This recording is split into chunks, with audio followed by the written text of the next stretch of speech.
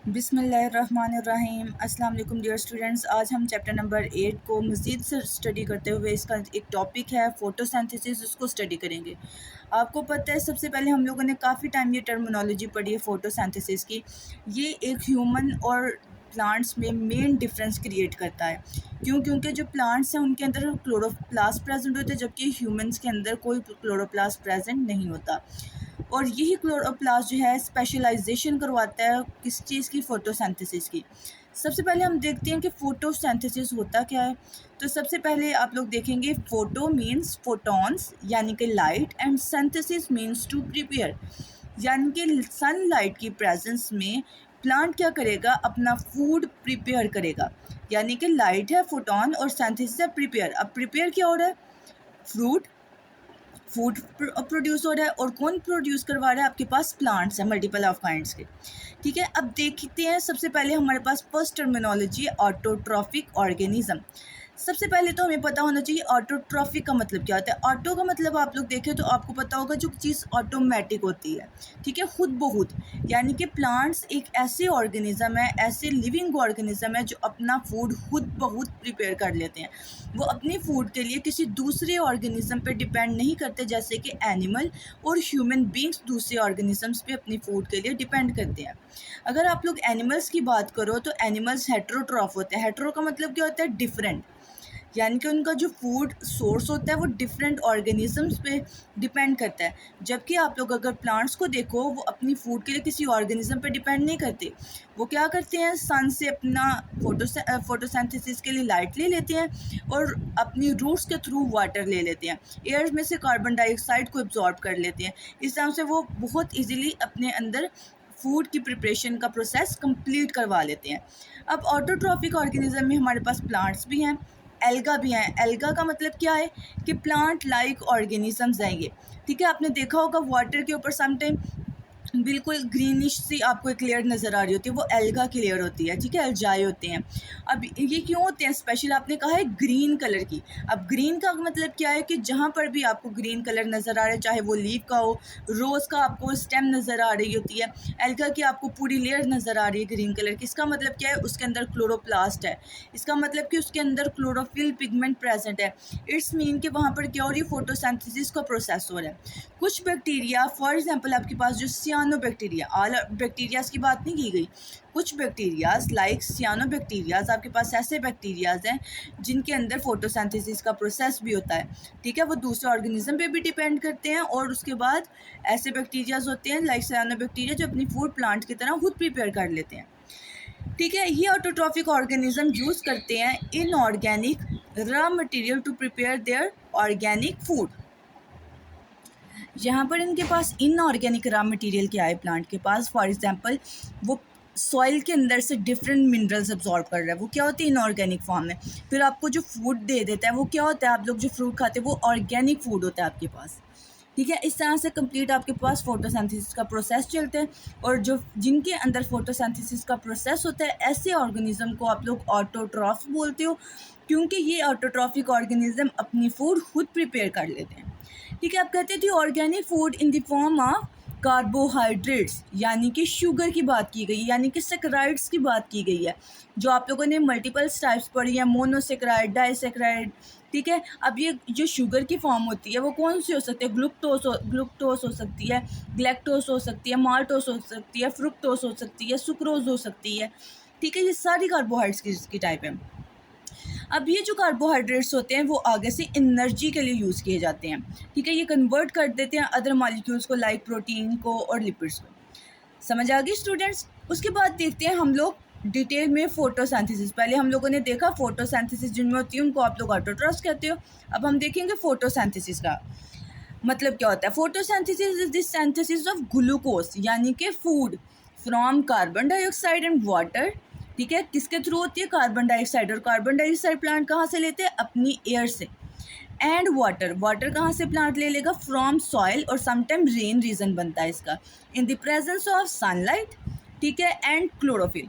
Sunlight, सन से ही मिल जाएगी उसको लाइट एनर्जी, प्लस जो क्लोरोफिल उसके अंदर ऑलरेडी प्रेजेंट है in chloroplast, with oxygen as a by product. और एज अ रिजल्ट क्या होगा, प्लांट आपको देगा फ्रूट यानी कि ग्लूकोज, और आपको बना देगा oxygen as a by product. By product आप लोग बोलते हो वेस्ट मटेरियल को। वो प्लांट का वेस्ट मटेरियल, प्लांट का बाई प्रोडक्ट क्या होगा आपके पास? ऑक्सीजन प्लस आपके पास होगा ग्लूकोज यानी कि food. It is the most important metabolic reaction. और ये क्या है आपके पास? Metabolic reaction. क्यों मेटाबॉलिक रिएक्शन? आपने पढ़ा सम ऑफ ऑल रिएक्शंस, ठीक है, और कोलेक्टिवली कॉल्ड मेटाबॉलिक रिएक्शन। जितने भी आपकी बॉडी में या प्लांट की बॉडी में या एनिमल की बॉडी में जितने भी रिएक्शंस होते हैं उनको कोलेक्टिवली आप लोग मेटाबॉलिक रिएक्शंस बोलते हो, जिसके ऊपर आपकी लाइफ कंप्लीटली क्या करती है? डिपेंड करती है। A simple and general equation अगर हम लोग देखें फोटोसिंथेसिस की, तो वो हमारे पास क्या है?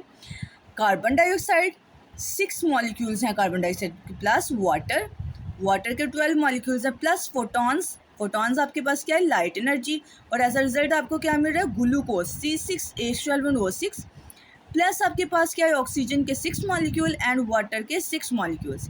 इस तरह से आपकी इक्वेशन भी बैलेंस हो जाएगी, और इक्वेशन आपके पास इंपॉर्टेंट है। नेक्स्ट हमारे पास देखते हैं मैकेनिज्म ऑफ फोटोसिंथेसिस। फोटोसिंथेसिस का प्रोसेस कैसे चलता है? तो फोटोसिंथेसिस जो है 2 फेजेस के साथ होती है, light reaction and dark reaction. अब देखिए लाइट रिएक्शन, प्लांट के पास तो दोनों साइकिल्स चलेंगे, लाइट रिएक्शन भी होगा, डार्क रिएक्शन भी होगा, ठीक है। लाइट रिएक्शन का मतलब क्या है कि जो सनलाइट की प्रेजेंस में हो रही है, यानी कि दिन के टाइम, डे टाइम। जबकि जो डार्क रिएक्शन है वो क्या होगा कि नाइट टाइम वो सारा फंक्शन परफॉर्म होगा, ठीक है। नाइट से मुराद क्या है? Day time. And dark reaction से मुराद क्या है कि जिससे में आपके पास लाइट प्रेजेंट नहीं होगी, मीन्स नाइट टाइम। अब देखिए लाइट रिएक्शन कहाँ पर प्रेजेंट होता है? थैलाकॉइड मेम्ब्रेन ऑफ क्लोरोप्लास्ट, यानी कि कहाँ पर प्रेजेंट हो रहा है? थैलाकॉइड मेम्ब्रेन ऑफ क्लोरोप्लास्ट होगा, क्लोरोप्लास्ट के अंदर ही, क्योंकि जो क्लोरोप्लास्ट है ना उसके अंदर जो क्लोरोफिल ग्रीन पिगमेंट होता है, ठीक है, वो कैप्चर करता है सनलाइट को। अब देखिए जो डार्क रिएक्शन है वो कहाँ पर होगा? वो भी क्लोरोप्लास्ट में, बट इट्स कौन से पार्ट में? क्लोरोप्लास्ट के स्ट्रोमा में। समझ आ गए स्टूडेंट? अगर हम लोग लाइट रिएक्शन की बात करें वो भी क्लोरोप्लास्ट में होगा, डार्क रिएक्शन की बात करें वो भी क्लोरोप्लास्ट में होगा। डिफरेंस कहाँ पर आएगा? उसके पार्ट्स में। लाइट रिएक्शन थैलाकॉइड मेम्ब्रेन में होगा, जबकि dark reaction stoma of the chloroplast के अंदर होगा। और इस तरह से आपके पास फोटोसिंथेसिस का प्रोसेस आप लोग देखोगे कैसे परफॉर्म होगा। सबसे पहले हम लोग देखेंगे लाइट रिएक्शन को, ठीक है। लाइट रिएक्शन को पढ़ने से पहले हम लोग एक देख लेते हैं, आप लोगों ने एटीपी पढ़ी थी पहले, ठीक है। एटीपी क्या है? एडिनोसिन ट्राइफॉस्फेट, ठीक है, हाई एनर्जी करेंसी है। अब सेकंड जो आप लोग पढ़ रहे हैं वो आपने ह्यूमंस में पढ़ी है, प्लांट्स के अंदर भी होती है। अब एक न्यू चीज़ देख रहे हो जो सिर्फ और सिर्फ किसमें होगी? प्लांट्स के अंदर, वहाँ से आपको मिलेगी। अब वो क्या है? NAD पढ़ा था ना लास्ट टाइम। अब उसकी फुल फॉर्म क्या है? निकोटिनामाइड एडेनिन डाई न्यूक्लियोटाइड, ठीक हो गया स्टूडेंट्स। और ये क्या है? कोएंजाइम। कोएंजाइम का मतलब क्या होता है? ऐसे आपके पास मॉलिक्यूल्स है जो एंजाइम के साथ मिलकर काम करते हैं। फॉर एग्जांपल आप लोगों ने ये वर्ड काफ़ी टाइम सुना होगा, को एजुकेशन, यानी कि बॉयज़ और गर्ल्स इकट्ठे पढ़ते हैं। इसका मतलब क्या है? इसमें कॉम्बिनेशन हो रहा है, ठीक है, इसमें कोऑर्डिनेशन हो रही है। अब कोएंजाइम क्या है? ऐसे एंजाइम है जो किसी दूसरे अदर मॉलिक्यूल के साथ मिलकर अपना फंक्शन परफॉर्म करते हैं। One form of this coenzyme also carry phosphate carry करता है, इट इज़ कॉल्ड NAD।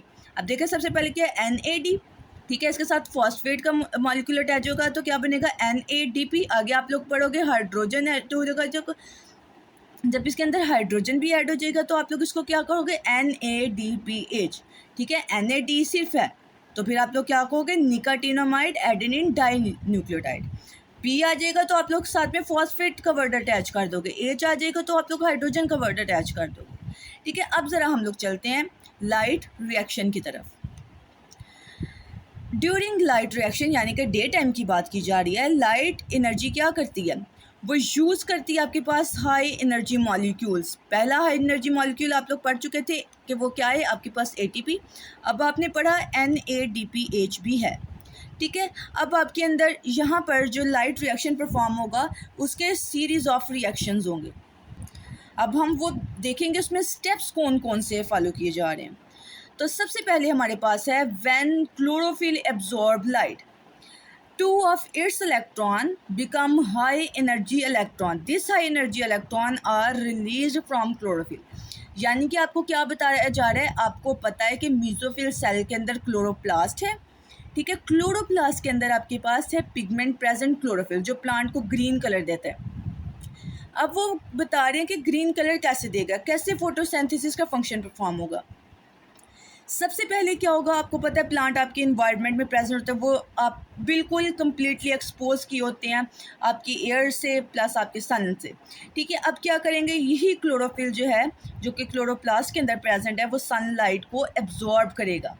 ठीक है, कहाँ से उसको सनलाइट को एब्जॉर्ब करेगा, मतलब वहाँ से उस एनर्जी लेगा, और एनर्जी की फॉर्म में उसके अंदर क्या होगे, जो इलेक्ट्रॉन्स प्रेजेंट होंगे वो क्या चलेंगे, एक्साइटेड स्टेट पर चले जाएंगे, यानी इलेक्ट्रॉन्स क्या हो जाएंगे, हाई एनर्जी इलेक्ट्रॉन्स में कन्वर्ट हो जाएंगे।